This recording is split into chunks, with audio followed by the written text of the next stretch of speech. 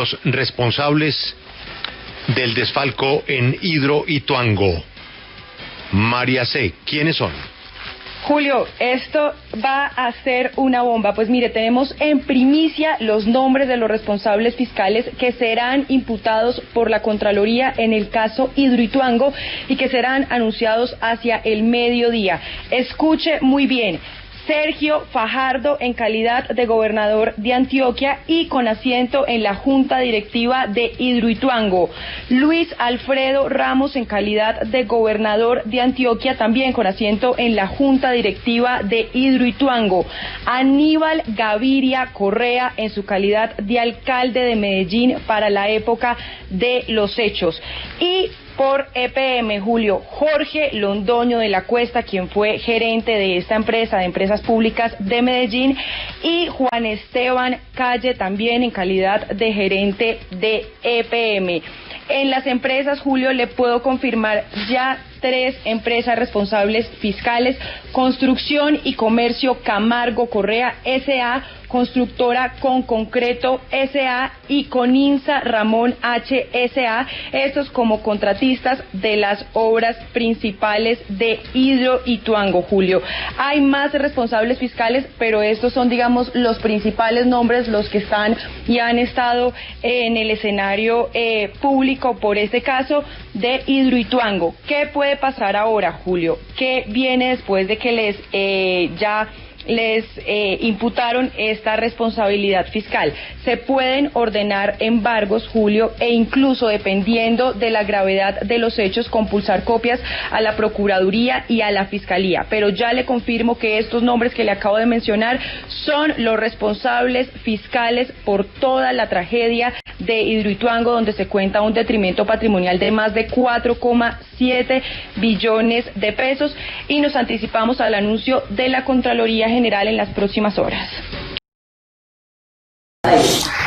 Hola, muy buenas tardes a todos. Muchísimas gracias por acompañarnos hoy en esta rendición de resultados, en la que estaremos entregando detalles de la más reciente decisión proferida en el caso Hidroituango por parte de la Contraloría General de la República.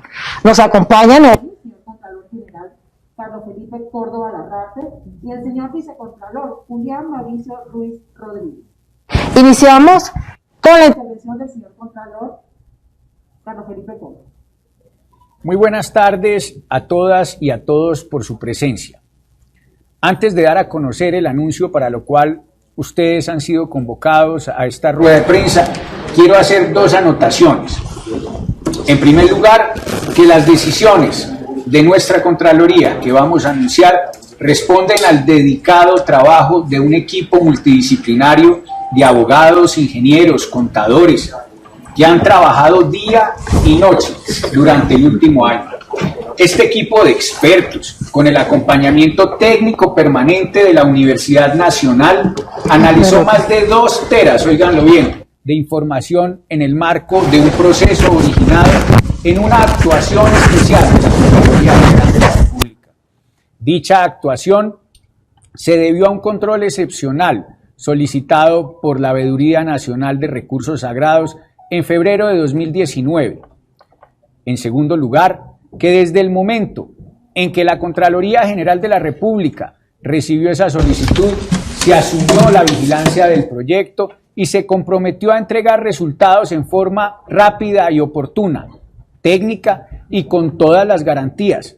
Así, el 14 de noviembre del año pasado, casi un año, la Contraloría abrió el proceso de responsabilidad fiscal a tomadores de decisiones que afectaron la operación del proyecto Hidroituango, y hoy, como lo decía anteriormente, un año después los convocamos a ustedes y a la ciudadanía para dar a conocer estos resultados del proceso. Por eso, los antecedentes como tal dentro de la Contraloría, se evaluó el proyecto de la hidroeléctrica de Ituango desde cuando comenzó a concebirse en 1962, a planearse en los años 70 y a desarrollarse a finales de los años 90, cuando se iniciaron los trámites para la obtención de la licencia ambiental. También se hizo seguimiento a la etapa de impulso definitivo, tiempo en el que se buscaron los recursos financieros y se avanzó en la elaboración de los diseños y en la construcción de infraestructura. Fue en ese entonces cuando se dio paso a las obras principales de la hidroeléctrica, las cuales son el objeto principal de esta investigación. Es importante entender que Hidroituango participó en la subasta de energía en firme, realizada a mediados de 2008, en la cual prevendió más de 2 millones de kilowatts día. En el periodo en vigencia del 1 de diciembre de 2018 al 30 de noviembre de 2038, a un valor de $13.9 por cada megavatio hora. Para la Contraloría General, en ejercicio de su función de cuidar los recursos públicos, era imprescindible entender si el valor invertido en el desarrollo del proyecto al final de la operación iba a generar una retribución para Hidroituango, EPM y sus 12 municipios de influencia. Además de haber un millonario recurso público en juego, Hidroituango es uno de los proyectos de infraestructura más ambiciosos, más importantes desarrollados para el país. Hay que tenerlo claro, el proyecto hidroeléctrico Ituango depende además en buena parte de la demanda energética que tiene Colombia, que además fue concebido como un proyecto de desarrollo desde que se planteó que buscaba dinamizar un territorio. Nuestro equipo técnico, encargado también, evaluó minuciosamente y con todos los soportes tecnológicos si se generaron de manera injustificada aumentos en las inversiones que afectarían el valor neto del proyecto o generaron lucros cesantes que se tradujeran en daños de naturaleza fiscal.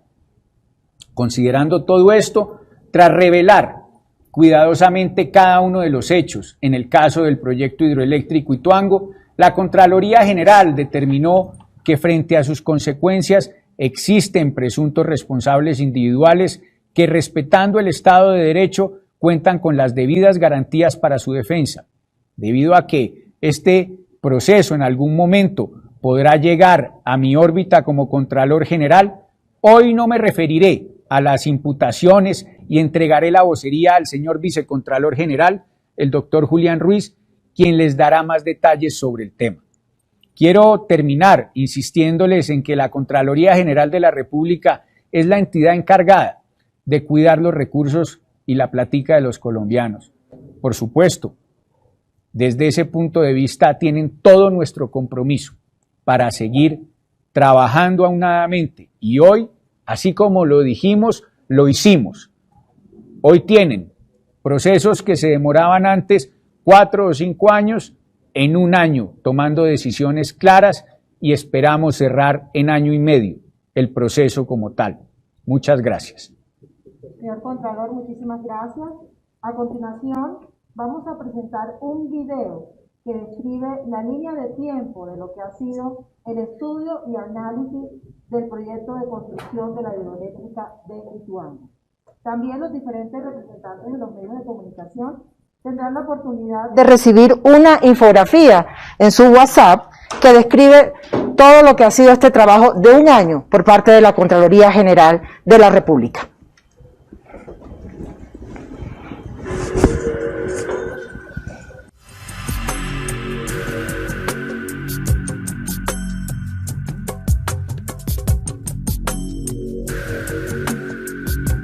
La investigación fiscal a Hidroituango, el proyecto de energía más importante del país, entró en su etapa clave, en la que la Contraloría General de la República tomó decisión sobre 34 funcionarios respecto a sus actuaciones en este billonario proyecto. Después de 1 año y medio de una exhaustiva y rigurosa investigación, en la que un equipo interdisciplinario de auditores, abogados, ingenieros y analistas revisaron millones de documentos y actas depositadas en 2 teras de información, la Unidad de Investigaciones Especiales de Lucha contra la Corrupción de la CGR pudo concluir que las fallas del proyecto de la hidroeléctrica de Ituango son el resultado de una cadena de errores, desde su planeación y diseño hasta su ejecución. Los imputados son funcionarios y exgerentes de la empresa EPM, contratistas, exgobernadores de Antioquia y exalcaldes de Medellín, quienes según la minuciosa investigación de la Contraloría General no actuaron diligentemente al decidir continuar invirtiendo millonarios recursos en el proyecto, aún conociendo las fallas evidentes que terminarían por llevar a Hidroituango a 3 graves consecuencias. Primera, el incumplimiento del objetivo principal del proyecto: generar energía ya contratada y acordada para el año 2018, que la CGR calculó en un lucro cesante de 1.1 billones de pesos. Segunda, el desmesurado aumento de los costos de Hidroituango, que inicialmente estaba pactada en 6 billones y que terminó, por las fallas e improvisaciones, costando cerca de 13 billones de pesos, sobre las cuales se calculó un daño fiscal de 2.9 billones de pesos por la destrucción del valor del proyecto a junio de 2019. Tercera, la grave contingencia que en abril de 2018 amenazó con causar una calamidad pública en el área de influencia del proyecto y por la que se tuvieron que intervenir recursos en más obras. Pero como si se tratara de un castillo de naipes, cada decisión que tomaron los imputados fiscalmente terminó por derrumbar las metas con las que se construyó Hidroituango.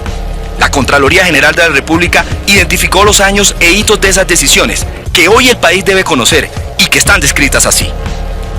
2008. La subasta. Al cabo de los esfuerzos desplegados desde 1999 para la obtención de la licencia ambiental, Hidroituango toma forma y logra la preventa en subasta de 2.972.603 kilovatios hora día desde el 1 de diciembre de 2018 hasta el 20 de noviembre de 2038. 2008. 2009 comienzan los problemas. Quedan en evidencia los problemas asociados a la débil planeación y deficiencias en la administración, dirección y control técnico y financiero. Se comienza a advertir la falta de diligencia de los contratistas que tienen a su cargo el diseño.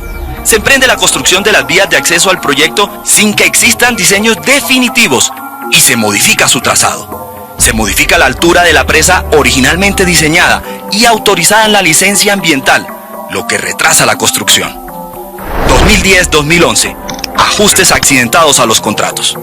Se agregan salvedades sustanciales introducidas al contrato BOOMT con EPM Ituango, que liberan de responsabilidad a EPM y modifican la distribución de riesgos en perjuicio de Hidroituango.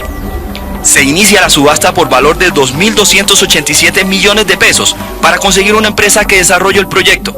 Se presentan multinacionales de gran prestigio en este sector como China Tree Gordes Corporation, el consorcio KEPCO de Corea, Construcciones, Comercio y Comarco Correa S.A. de Brasil, Centrales Eléctricas Brasileras S.A. Electrobras de Brasil, Constructora Norberto Odebrecht S.A., Constructora Andrade Gutiérrez de Brasil y Empresas Públicas de Medellín EPM. Se suspende la subasta y finalmente se termina escogiendo a EPM con contratación directa y se suscribe el contrato BOOMT. 2011-2012. Crece la oferta y baja la capacidad. Comienza la construcción de los túneles de desviación sin que existan las vías de acceso necesarias y se hace imperativo adoptar planes de contingencia, aceleración o recuperación de tiempos que incrementan sensiblemente los costos. A pesar de los graves atrasos del proyecto, Hidroituango consigue que en una nueva subasta le sea adjudicado el suministro de 9.540.821 kilovatios día para el periodo comprendido entre el 1 de diciembre de 2021 al 31 de noviembre de 2038. La insuficiencia de equipos en buen estado de operación y de adecuadas instalaciones industriales agrava los problemas y lleva a la suspensión de actividades del contratista de los túneles. 2013-2015. El río Cauca y las consecuencias del mal manejo de su cauce. Las fallas acumuladas impedirían a la postre el cumplimiento de uno de los hitos fundamentales del proyecto, la desviación del río Cauca. Con la probada incapacidad de desviar el cauce del río Cauca, se hace inviable que el proyecto entre en operación en noviembre de 2018 y comienza la destrucción de su valor. El contrato para la desviación del río es cedido al mismo contratista de obras principales. Por los atrasos acumulados y dado que EPM no contrató las compuertas a tiempo, se modifica de manera sustancial la estructura del proyecto. Características catalogadas contractualmente como inmodificables son cambiadas abruptamente para la construcción de obras como el tercer túnel de desviación GAT, que finalmente colapsó en 2018 por la falta de diseños técnicos y defectos en la construcción. 2018. La gran contingencia.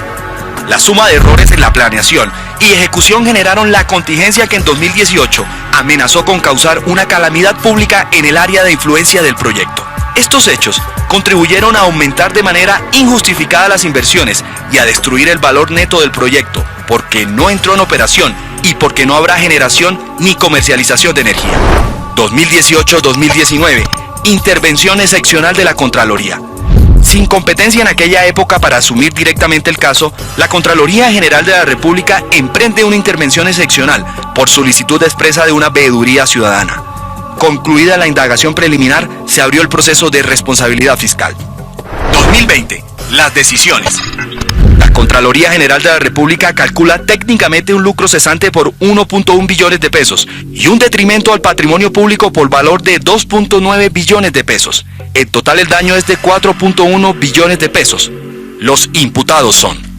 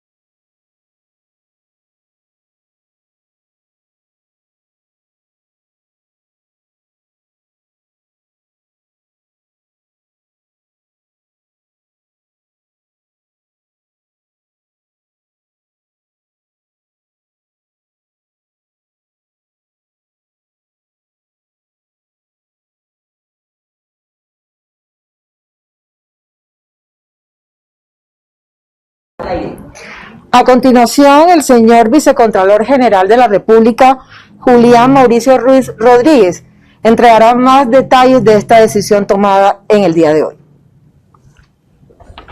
Muy buenas tardes.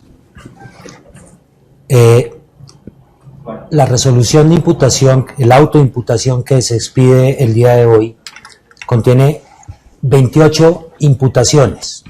Imputaciones relacionadas con acciones u omisiones que llevaron a la pérdida de valor neto del proyecto Hidroituango y a generar a la postre un lucro cesante por cerca de 1.1 billones de pesos. En estas imputaciones tenemos 4 grandes grupos. El primero, relacionados con los miembros de la Junta Directiva de la Sociedad Hidroituango. El segundo, relacionados con los gerentes de EPM y de la Sociedad Hidroituango. El tercero, el grupo de contratistas encargados de las construcciones de túneles y las construcciones principales o de superficie, y los contratistas interventores encargados de vigilar la ejecución correcta de todo el proyecto. Y el último y cuarto grupo, alcaldes y gobernadores que por su función de control de tutela sobre el proyecto y sobre la sociedad Hidroituango están involucrados en las conductas omisivas o activas presuntamente generadoras del daño patrimonial, grupo en el cual se divide en 2 subgrupos, uno en donde confluyen 2 calidades, la calidad de alcalde y gobernador simplemente, y la calidad de alcalde y gobernador y miembro de la Junta Directiva de Hidroituango al mismo tiempo.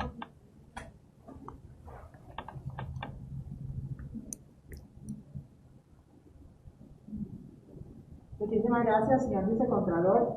Ya nos están llegando algunas preguntas. La primera, de la silla vacía. ¿Por qué Ramos y Aníbal Gaviria solo están imputados por omisión, no por acción como el resto de exfuncionarios? Esto se refiere a la subdivisión que hice hace un momento. Hay el gobernador Ramos y el alcalde Aníbal Gaviria no hicieron parte de la junta directiva de la empresa Hidroituango, al contrario del gobernador Sergio Fajardo y el alcalde Fabio Salazar. En ese orden de ideas, en calidad de alcaldes y gobernadores, simplemente están imputados por una conducta omisiva en cuanto al control de tutela sobre la empresa y sobre el proyecto, y en donde confluyen las dos calidades, también confluyen conductas activas como miembros de la Junta Directiva de la empresa Hidroituango. Pregunta Laura Vita de la República. ¿La Contraloría General ya impuso o piensa imponer medidas cautelares? Yo debo decir que eso es objeto de reserva dentro del proceso, no se han impuesto, pero lo que pase dentro del proceso en cuanto a las medidas cautelares es objeto de reserva. Pregunta María C. Suárez de la W. ¿Cuándo empezarán los juicios fiscales y qué plazo hay para la declaratoria final de responsabilidad fiscal en este caso? El juicio fiscal, mal llamado juicio fiscal, es el mismo proceso de responsabilidad fiscal al cual se le dio apertura en noviembre de 2019 y que está en curso y fruto del cual hoy se hace esta imputación a 28 presuntos responsables. No existe un plazo legal establecido para proferir un fallo definitivo, todo depende. Lo que sigue a continuación en el proceso es el traslado de la imputación por 10 días a los presuntos responsables para que ejerzan debidamente su derecho de defensa, el cual vienen ejerciendo, debemos decirlo, desde el mismo auto de apertura y desde las mismas versiones libres que se han recibido a lo largo del presente año, y posteriormente vendrá un periodo probatorio en donde se decretarán las pruebas solicitadas por las partes, claro está, las que se consideren pertinentes y conducentes para las resultas del proceso, y con posterioridad a ello se analizarán y se proferirá el fallo de responsabilidad fiscal que corresponda. Otra pregunta, esta vez de RCN Televisión, Felipe Quintero. ¿Qué implicaciones tiene una imputación de tipo fiscal para el gobernador Aníbal Gaviria, por ejemplo, y qué viene para él dentro del proceso? Pues la situación del gobernador Aníbal Gaviria es la misma que cualquier persona que se encuentre imputada dentro de un proceso de responsabilidad fiscal. Las consecuencias hasta el momento, debo decir, son ninguna, más allá de hacer parte de un proceso de responsabilidad fiscal en el cual se le darán todas las garantías procesales y del debido proceso para que ejerza su derecho de defensa. Marcela Peña, de Blue, ¿podrían explicarnos con más detalle en qué consistieron los daños ocasionados al patrimonio público que hoy se cuantificaron en 2.9 billones de pesos? Los 2.9 billones de pesos hacen relación a la fórmula o modelo financiero que se denomina BPN, valor presente neto de un proyecto, que es la metodología adecuada para calcular a valor presente lo que cuesta un proyecto, teniendo en cuenta y restando las inversiones realizadas y teniendo en cuenta los flujos de dinero que se esperan en el futuro. Tiene en cuenta sobre todo aquellas inversiones realizadas por encima de la línea base estimada que no cumplieron con su cometido o fueron ineficientes e ineficaces para el proyecto. Tenemos una pregunta aquí en el auditorio de la periodista Sol Suárez de Caracol. Es que me causa curiosidad el desarrollo que tuvo Federico Gutiérrez, el exalcalde de Medellín, es decir, no estaba en los 34, no queda en los 28 y tampoco, pues por supuesto, queda exonerado o archivado por la investigación. Entonces pregunto, ¿por qué el gerente de ese momento sí queda archivado, pero ni siquiera su jefe directo, llamémoslo así, que era Federico en ese momento, no está involucrado en ningún lado? Para responderte esta pregunta, quisiera explicar las dos líneas de tiempo base que tiene el proceso de responsabilidad fiscal en curso. La primera es que se logró determinar que las acciones u omisiones presuntamente generadoras de daño patrimonial se ocasionaban entre el año 2008 y el 2015. Por esta razón, el doctor Federico Gutiérrez, quien inicia su periodo en el 2016, encuentra ya decisiones tomadas y frente a él no se encuentra algún tipo de relación con las decisiones que ocasionaron el daño patrimonial. Y por otra parte, la cuantificación del daño tiene una fecha de corte que es junio de 2019, fecha en la cual termina la actuación especial de fiscalización desarrollada en virtud de un control excepcional solicitado por una veeduría pública. Pero eso significa que entonces en el periodo que él estuvo no tomó decisiones, no firmó, no. Las decisiones relevantes desde el punto de vista fiscal se tomaron desde el año 2008 a 2015, así como las omisiones, que también las conductas omisivas que son generadoras del daño en este proceso. Pero ¿por qué a alguien se le abre un proceso de responsabilidad o es presuntamente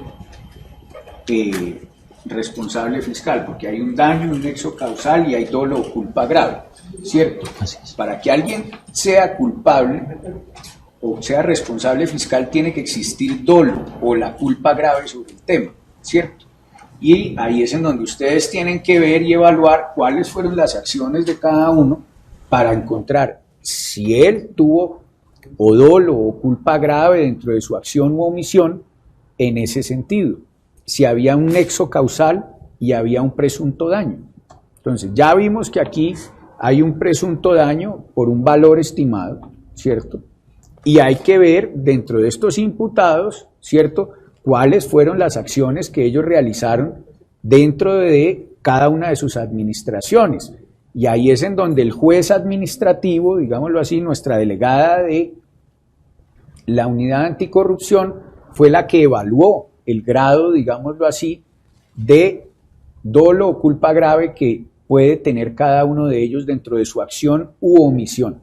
Esto todo es completamente jurídico, aquí es sobre pruebas y aquí se va viendo, ustedes van a ver a lo largo del proceso como tal, es qué pruebas existen, qué acciones se hicieron, qué soportes documentales habían. Y en ese sentido es que hay unos que entran al proceso y hay otros que hay que archivarles porque eso es lo justo, ¿sí? Para aclaración de todos los colombianos, aquí no hay actos de corrupción. Sí, fueron malas decisiones, fueron omisiones, pero no hay actos de corrupción. Yo creo que es difícil calificar los actos de corrupción, pero lo que hemos visto hasta el momento dentro de esos hechos, omisiones o decisiones, vemos son decisiones desacertadas, decisiones fuera de tiempo, cambios en las condiciones contractuales que difuminaron las responsabilidades y permitieron el cambio de cronogramas que a la postre significaron implementar planes de aceleración y significaron mayores costos dentro del proyecto. Señor vicecontador, discúlpeme, ¿qué pasa si los costos siguen aumentando? ¿Cómo se va a evaluar eso? Porque cada día que pasa, entiendo, suben los costos y le pregunto por dos personas específicas. Manuel Santiago Mejía, de la Junta Directiva de EPM, y pues entiendo que usted no puede ahondar mucho en la responsabilidad de los exgobernadores y eso, pero básicamente, ¿por qué se llaman imputación de juicio fiscal? Omisiones, para explicarle un poco a la gente cómo quedan estas figuras que en este momento son de carácter público. Lo que te decía, frente a los gobernadores hay uno que está imputado por acción dentro de la Junta Directiva y por omisión dentro de su deber de tutela como gobernador frente a la sociedad y frente al proyecto. Y lo mismo sucede con uno de los alcaldes y con el otro. Uno por acción y el otro por acción y omisión. Frente a los daños futuros, como les decía, tenemos una fecha de corte que es junio de 2019 y ya evaluaremos en conjunto con el señor Contralor si es necesario hacer un seguimiento a lo que ha sucedido después de esa fecha. Respecto a Manuel Santiago Mejía, gerente de EPM, quien estuvo en la Junta Directiva de EPM. Santiago Mejía, frente a EPM yo debo decir que la estructura corporativa de EPM disemina un poco las responsabilidades y por eso ustedes ven dentro de los imputados solo a los gerentes de EPM, a los gerentes, no a los miembros de la Junta Directiva, porque los gerentes eran los ejecutores directos del proyecto, quienes firmaron los contratos, quienes debían estar al tanto de todo lo que sucedía en el proyecto. Caso contrario a lo que sucede con la Junta Directiva de la Sociedad Hidroituango. Dentro de estas investigaciones se puede determinar ya si es viable o no el proyecto. Yo creo que eso no nos corresponde a nosotros decirlo. Digamos, la Contraloría no es la llamada a responder esa pregunta y como les decía, es posible que evaluemos hacerle seguimiento a lo que ha sucedido después de la fecha de corte que les indico. Señor vicecontador, entiendo que son procesos distintos minutos, pero el alcalde de Medellín anunció una millonaria demanda también en este aspecto. ¿Eso tiene alguna relación o van por caminos distintos los dos tipos de procesos? Yo debo decir que hay una conciliación que está programada para el mes de diciembre entre EPM y los constructores, en la cual nosotros no hacemos parte. Sin embargo, si de esa conciliación logramos demostrar que el detrimento patrimonial al Estado se ha resarcido, tendrá consecuencias dentro de este proceso de responsabilidad fiscal, indudablemente. Tenemos aquí otra pregunta, señor vicecontralor Sebastián Osorio, de Dinero. El contralor Córdoba señaló que, dados los sobrecostos, evaluaron si el proyecto hidroeléctrico tendría o no retribuciones económicas para EPM y las comunidades aledañas.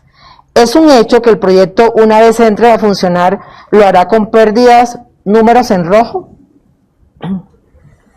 Frente a eso, debo decir que la Universidad Nacional, que fue, digamos, el experto técnico que presentó el informe durante la actuación especial de fiscalización, corrió el modelo financiero a un tiempo muy lejano y el proyecto seguía presentando, como tú dices, números en rojo o valor presente neto negativo.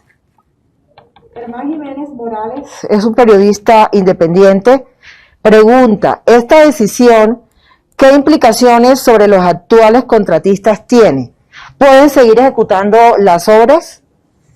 La misma respuesta que frente al doctor Aníbal Gaviria, simplemente tienen una posición procesal, están siendo imputados dentro de un proceso de responsabilidad fiscal en donde se les otorgarán las garantías y por el momento no tiene ninguna consecuencia adicional. María Paula Aristizábal, de Semana Noticias. El Contralor dijo que se espera cerrar en 1 año y medio el proceso actual. ¿A qué instancias podrían llegar con este proceso? Este proceso es un proceso reglado por la ley. Como les decía, esperamos más o menos que en 1 año y medio esté saliendo un fallo definitivo. La segunda instancia de este proceso corresponde a una instancia colegiada creada dentro de la Contraloría General, que se denomina la Sala Fiscal y Sancionatoria, quien deberá tomar las decisiones que en derecho correspondan en su momento. Eso es lo que se viene dentro del proceso. Luis Enrique Hurtado, de Caracol Radio, pregunta: ¿este proceso tiene un tinte político? Evidentemente no. Los procedimientos y procesos que adelanta la Contraloría obedecen a criterios técnicos y jurídicos que están claramente reglados en la ley y en la normatividad interna y que se han seguido rigurosamente, como lo explicaba el Contralor General Felipe Córdoba, y esto inició con un control excepcional solicitado por la ciudadanía, porque la Contraloría en ese momento ni siquiera tenía la competencia. Se adelantó una actuación especial absolutamente rigurosa, de la cual resultaron 6 hallazgos, 4 de contenido administrativo, 2 de contenido fiscal, de los cuales se da traslado a la Unidad de Investigaciones Especiales contra la Corrupción, y el proceso ha seguido su curso. A todos los implicados se les ha garantizado el derecho de defensa. No tiene ningún miramiento político. Bueno, muchísimas gracias, señor Contralor, señor Vicecontralor. De esta manera damos por culminada esta rueda de prensa. Muchísimas gracias a los asistentes y a todos los que nos han visto por nuestras plataformas digitales.